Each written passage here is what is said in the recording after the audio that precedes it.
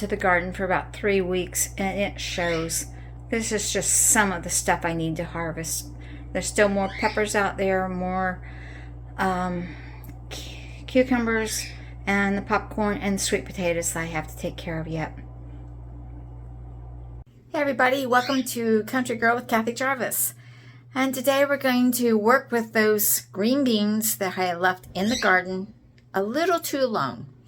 Now, if I left them in there any longer, they would have not been good. They would have gone to seed. But I got them just before that point. So welcome to the channel.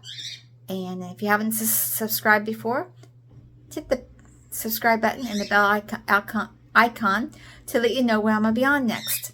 Now, let's get working with these beans.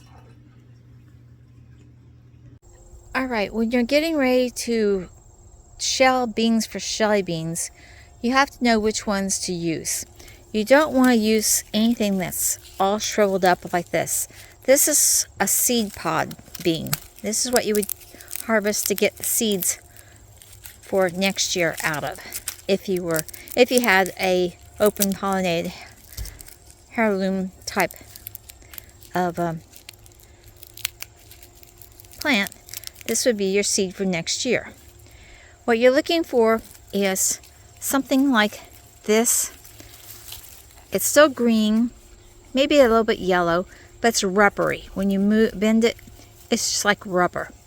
This is what you would open up and get your Shellie beans from.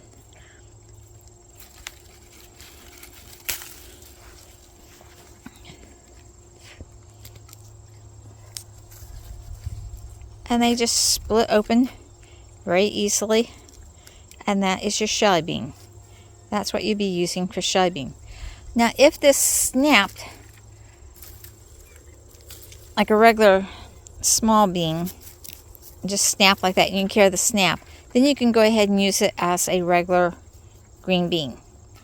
So that's what you look for. You look for something that has the seed bulged out, so you can actually see the indentation in the plant. The pod feels rubbery.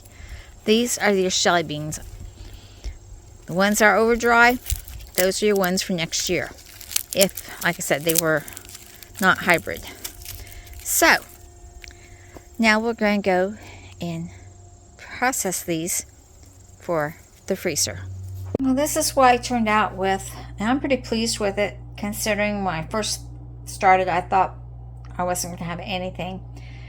This is the leftovers from what I hauled out. These will go into the compost. Now what I will do is I will rinse these. And I love this little container because I can just rinse them, pull them up, drop the water out, and then fill the water. Notice where it comes. Fill the water back up, and then bring it to a boil. And then I will put these into the water and cover them and let them cook for 3 minutes after the water comes to a boil again. And then we'll plunge them into an ice bath, and then we'll freeze them. Alright, when your water comes to a full boil, stick your container in and start your timer. You want it for 3 minutes.